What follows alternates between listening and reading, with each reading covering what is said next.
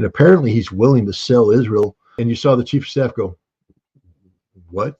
Our goal is to, defeat Hezbollah and disarm them. But that's the difference between politics, and Israel Katz is a politician, because this isn't about the survival of Israel. This is about the survival of Netanyahu. He cares about his political legacy. You can't, make success happen when you don't have the assets, the resources. Netanyahu has fatally wounded Israel. Well, I mean, I've said from the very beginning of this that Hezbollah has been preparing for this kind of conflict with Israel since 2006, when the last direct conflict or large-scale conflict between Hezbollah and Israel took place for 18 years, brain math. Hezbollah has been anticipating what Israel would do. They've done what is known as intelligence preparation of the battlefield. They've looked at the terrain. They can predict, avenues of approach, terrain that Israel can advance on, terrain that is defensible, where they need to be to fire their mortars to hit a specific target, pre-targeting everything. So Israel's literally walking into an ambush. Every meter they advance further into southern Lebanon, it's 1 meter deeper into an ambush that has been prepared for 18 years by Hezbollah. Israel made a lot of talk about the damage that they've done to Hezbollah, and they have done damage. But again, Hezbollah is a professional organization that knows very well what Israel's capabilities are. Nothing Israel did. I guess the pager attack took them by surprise, but nothing Israel is doing now in terms of bombing took Hezbollah by surprise. Hezbollah knew that Israel would attack with their, take advantage of their supremacy in the air to drop bombs. And Hezbollah has hardened its targets. What we see Hezbollah doing now is they've reconstituted their mid to senior level leadership. Their lower ranks, the fighting ranks, are intact, and we see Hezbollah doing what they've always done, managing escalation. Rather than Israel having destroyed the totality of Hezbollah's ballistic missile capability, which the IDF wanted people to believe, we see Hezbollah every day rolling out new capabilities that Israel can't defend against. And this is just part and parcel of the reality that Israel cannot defeat Hezbollah. And if this war continues, we may see Hezbollah actually achieve the strategic defeat of Israel. In 2006, Hezbollah won by surviving. Israel said that their goal was to defeat Hezbollah, and they failed to defeat Hezbollah. Therefore, Hezbollah, by default, won. This time around, not only is Israel not defeating Hezbollah, but Hezbollah is defeating Israel. That is, that Israel is being defeated tactically, operationally, and strategically by Hezbollah. This is a completely different outcome, and Israel has to be shocked by this, because they've delivered the best shot they can deliver against Hezbollah, and Hezbollah is not phased. Hezbollah is still standing. Hezbollah is strong and getting stronger every day.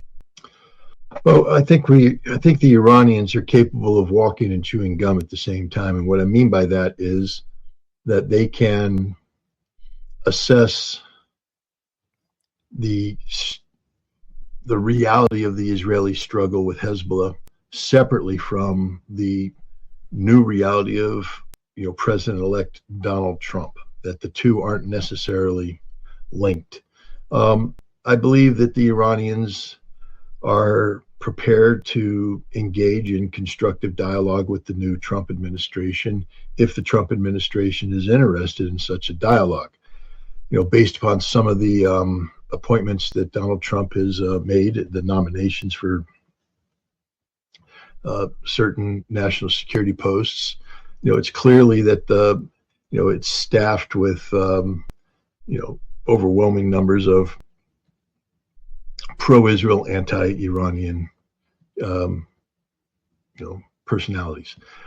But Donald Trump has said he's not looking for a war with Iran. He has said that his posture is peace through strength. And so there's a chance that he's just posturing to appear to have a strong face, but that he will work with Iran to achieve an end to this cycle of violence that doesn't require escalation.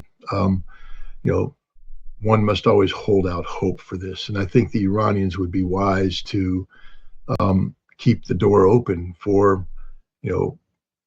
Trump or a Trump delegate to come in and talk to them. But the fact of the matter is, Israel has articulated very aggressive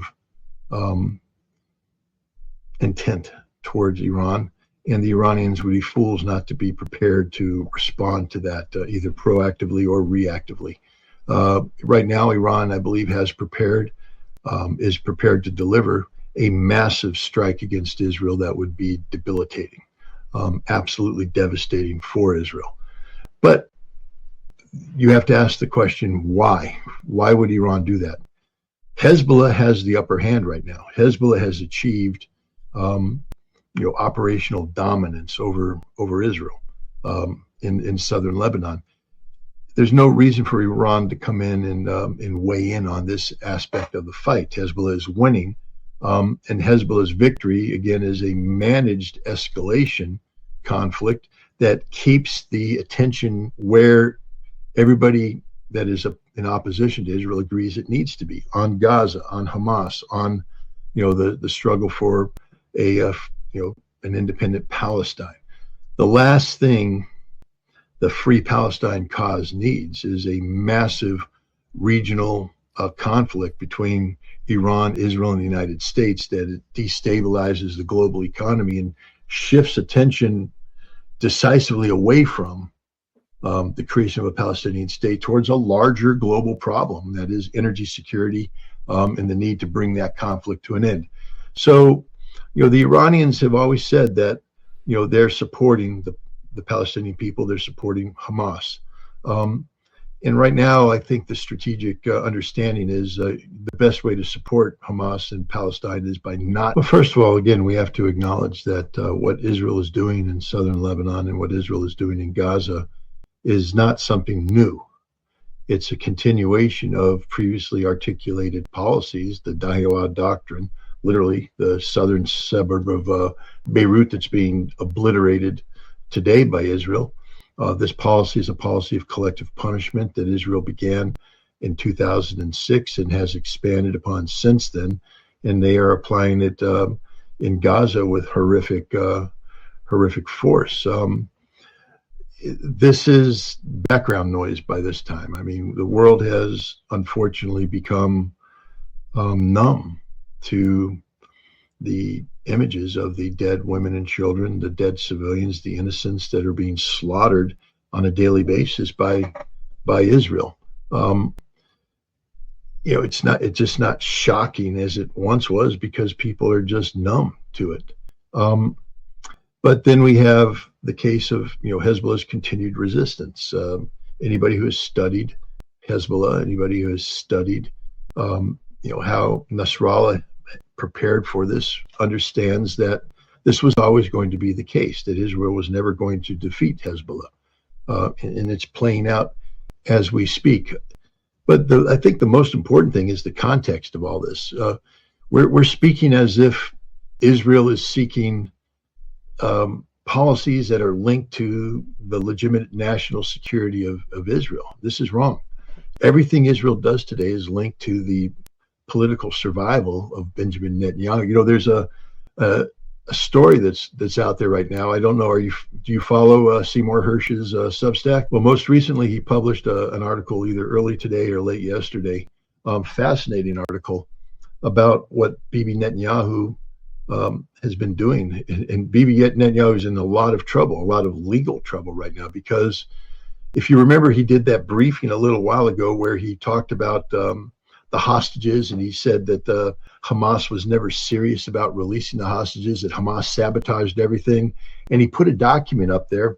The first thing is, by exposing this document, he exposed what Seymour Hersh has said is the single most highly classified document in Israel's possession. It's a document they captured early on during the Gaza operation that details Hamas's strategic intent regarding October 7th. But one of the things that Netanyahu was saying about this document is that it shows that that Hamas was never serious about releasing the hostages, because this document says that Sinwar was going to flee to Egypt with his family and the hostages and take them onwards to Iran. And this is what Netanyahu was talking about. So first of all, he revealed the existence of this extraordinarily classified document, which is a violation of the law. So he's in trouble for that. But he's also in trouble because he lied, because the document doesn't say that. The next 2 pages, which Netanyahu didn't talk about, it's a 12-page document apparently. The next 2 pages show that this was something suggested to Sinwar, but that Sinwar rejected it out of hand, that Sinwar was going to stay there, that Sinwar was actively looking for a deal with Israel that would trade a return of the hostages for a ceasefire, that it wasn't Hamas that sabotaged this, it was Benjamin Netanyahu. So now there's a judge that has signed off on investigations into Netanyahu's lying. And it gets worse than that. How did Netanyahu gain access to this document? Who went into this secure space and retrieved the document in total violation of the law? If you remember, Sandy Berger went into the National Archives at one point in time to retrieve a document that put the Clinton administration in a bad light. And he put those documents in his underwear and tried to smuggle them out. And he got in a lot of trouble for that. Well, this is what we're talking about here, a total violation of security protocols, etc. But this underscores the reality that Netanyahu isn't doing anything for Israel or the Israeli people. He's doing everything to further his political legacy, up to including stealing classified information, illegally presenting it to the Israeli population, and lying about the true meaning of these documents to disguise the fact that he is the one who undermined, that he's the one that made the decision. We are not going into a deal to release the hostages. And this will only further, fracture Israeli society. This is one of the things that I don't think the West is picking up on. Let's put it this way.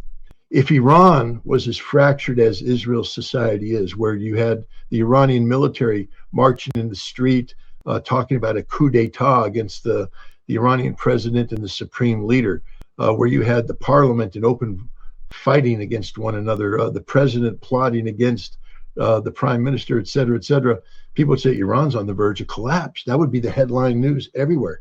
Well, that's all happening in Israel, and nobody's talking about it. Everybody's acting as if Israel is a stable democracy. Israel is not a stable democracy. Israel is a military dictatorship that is collapsing from within. And there's a whole bunch of deep fractures and fissures that are going to be, further exacerbated by these events, including the fact that Netanyahu is under a new criminal investigation for some very serious crimes. What's interesting is that Israel in 2022 and 2023 conducted military exercises, large-scale military exercises. I think the one in 2023 was called Operation Chariots of Fire. There was a stress test of the Israeli Defense Forces' ability to defend Israel against attacks from all of its enemies at the same time. Now, the irony here is that Israel never considered that in their thinking that the attacks that would come would be triggered by an attack by Hamas that would inflict serious harm on Israel and require Israel to mobilize 300,000 troops and deploy them into Gaza. That wasn't part of the plan. The Israelis always believed that Gaza and the West Bank would be involved in an intifada type uprising where you could handle it with tens of thousands of border police, maybe some soldiers, but that it would be a secondary issue compared to the main fighting against Hezbollah, Syria, and Iran. But even with that scenario, with the condition that Hamas wasn't engaged decisively, Israel lost every time. The only way Israel could take on Iran was with extensive American military support. And that's been something that Israel's been trying to coerce from the United States since the beginning of this conflict, the United States to commit to taking on Iran, something the United States to date refuses to do.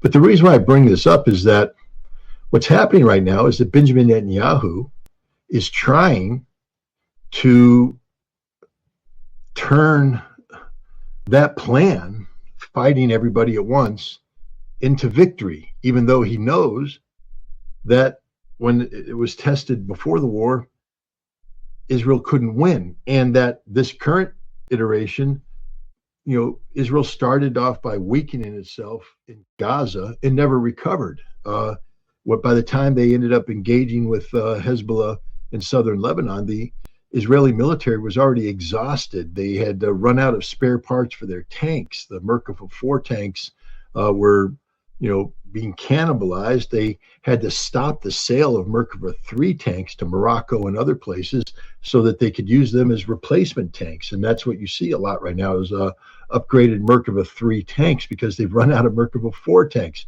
The Israeli soldiers have never been prepared for a war that lasted more than a year. The Israeli army was always configured to fight short, sharp engagements where they would overwhelm their enemy with firepower and technology. And here we are now, more than a year plus, into a conflict, and the Israeli army is just exhausted morally, physically. The desertion rates are sky high. Some Israeli generals are talking about 12 to 24%, depending on the unit. You have reservists starting to commit suicide rather than report to their units. You have soldiers' morales collapse because they're being asked to go into Gaza and recapture the same territory for the third time. Territory that's already stained with the blood of their comrades, and now they have to go back in and do it again. It's a never-ending fight. The Israelis can't advance in southern Lebanon. It's a death trap. Israelis don't want to go into southern Lebanon. Israelis don't want to go into Gaza. So the military, I don't know if you saw when Israel Katz went in and started briefing, the chief of staff Halevi and other officers, and for the first time he said, "Our goal is to, defeat Hezbollah and disarm them." And you saw the chief of staff go, "What? That's never been our goal. We can't achieve that goal. It's an impossible goal to achieve." But that's the difference between politics, and Israel Katz is a politician loyal to Netanyahu, so he's reading off the Netanyahu playbook, the fiction of the Netanyahu playbook, and the reality that is known by the Israeli generals that this isn't going to happen. But Netanyahu continues to, pontificate and enunciate this kind of policy because this isn't about the survival of Israel. This is about the survival of Netanyahu. He cares about his political legacy, and apparently he's willing to sell Israel down the river to have a chance in emerging from this crisis with his reputation intact. I think I don't think it's going to happen. I think that the Israelis are going to remove him from power soon. They have no choice because these policies can't work in the military. You can't make success happen when you don't have the assets, the resources, the plan, the strategic vision to facilitate that. And that's where the Israeli military is.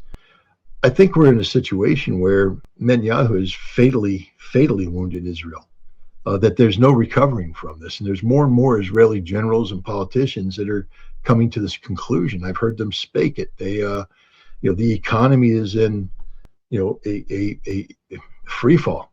It's not going to recover. $67 billion hit last year on the way towards more than $1 billion. This isn't the cost of the war. This is what the economy isn't earning.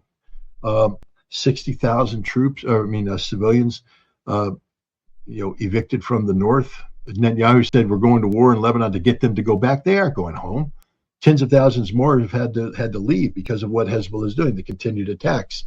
The port of Eilat is shut down. Haifa is likewise shutting down because you can't ensure shipping as they move into a harbor where you have Hezbollah missiles and drones striking at will. Israel is deeply divided. Even before October 7th, you had hundreds of thousands of Israelis in the street condemning Netanyahu for trying to rewrite Israeli basic law so that the politically aligned Knesset could control the judiciary. Why? So that nobody could try and convict Netanyahu on the corruption charges. He has been indicted for corruption, real corruption, the kind of corruption he'll be found guilty of and spend the rest of his life in jail. So he's trying to manipulate the courts so that he can't be tried. Hundreds of thousands of people protested against that. You now have hundreds of thousands of people protesting against the fact that he hasn't brought the hostages home. And now you're going to have tens of thousands more jump in on that, protesting his firing of the defense minister Gallant. Israel is a nation literally on the cusp of civil war. Well, first of all, let's just start off by creating some foundational understandings. Palestine largely stands alone. Saudi Arabia has never been an ally of Palestine. The United Arab Emirates has not been an ally. Kuwait once was, but they currently aren't an ally. Egypt, Turkey, these regional powers that are all today, meeting in Saudi Arabia and talking about Palestine. Historically, they have not been.